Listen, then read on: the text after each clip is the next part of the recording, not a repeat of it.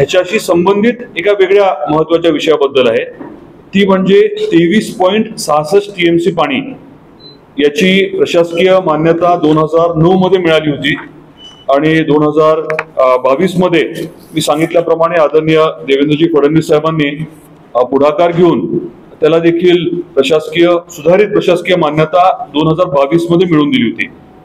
आपण त्या माध्यमातून हाती जी कामं घेतली होती ती 7 TMC ची कामं होती। उरलेलं 16.66 TMC जे आहे ते देखील स्वाभाविकपणे मराठवाड्याच्या म्हणजे धाराशिवच्या आणि बीडच्या हक्काचं पाणी आहे। या पाण्याच्या माध्यमातून जवळजवळ 85,000 हेक्टर जमीन ओलिताखाली येणार आहे आणि हे आपलं हक्काचं पाणी मिळवून देण्याच्या अनुषंगाने देखील आपण आता अतिशय ताकदीने प्रयत्न सुरू केलेत।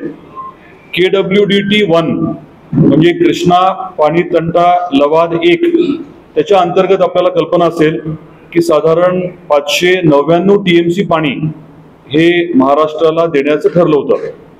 आता या 599 TMCचा गेल्या काही वर्षाचा आपण अभ्यास केला आणि तो अभ्यास केल्यानंतर असं लक्षात आलं की जेव्हा पाऊस काळ चांगला असतो तेव्हा देखील साधारण 520 TMC पाणी एवढंच आपण महाराष्ट्रात वापरतोय, म्हणजे उरलेलं पाणी जे ते पुढे जाते।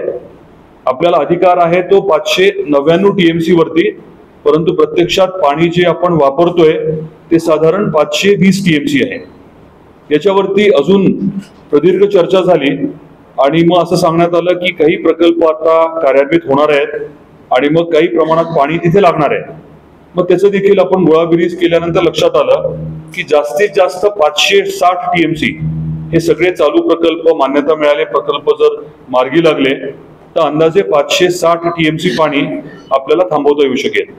म्हणजे तरी देखील 39 TMC पाणी याच्या बाबतीमध्ये उपलब्धता आहे असं एका दृष्टीने आपल्याला बोलता येऊ शकतं। तर हे पाणी आपल्याला मराठवाड्याला कसं आणता येईल याच्या बाबतीतला आता अभ्यास जो आहे तो सुरू करण्यात आलाय। प्रत्यक्षात पाणी आपल्याला उपलब्ध होऊ शकतं हे तरी आता कागदोपत्री आणि जे काही फिगर्स आहेत त्याच्यावरनं उपलब्ध झालंय।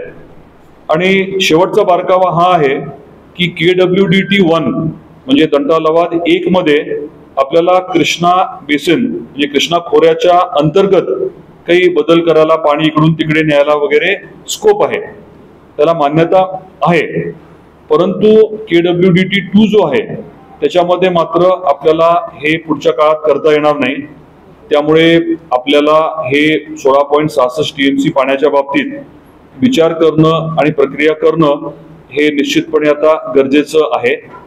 याच्या बाबतीतली प्राथमिक बैठक गेल्या आठवड्यामध्ये आपण पुण्याला MKVDCच्या कृष्णा खोऱ्याच्या ऑफिसला घेतली होती आणि लवकरच आपण आदरणीय राधाकृष्ण विखे पाटील साहेब आपले जलसंपदा मंत्री महोदय त्यांच्यावर चर्चा झाली आहे, तर त्यांच्याबरोबर देखील आपण लवकरच बैठक घेणार आहोत। त्यांना तशी विनंती केली आहे आणि त्या बैठकीला मग मित्राचे CEO प्रवीण परदेशी असतील, जॉईंट CEO अमन मित्तल आणि जे आपले कन्सल्टंट आहेत, जे माजी सचिव आहेत जलसंपदा विभागाचे VM कुलकर्णी साहेब, हे सगळेजण आणि आत्ताचे सगळे अधिकारी आवर्जून त्या बैठकीसाठी असतील।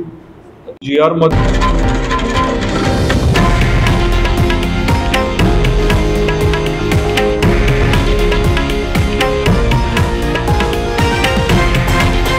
हे आहे देशातील नंबर 1 न्यूज नेटवर्क आणि आपण पाहत आहात TV9 मराठी, एकमेव।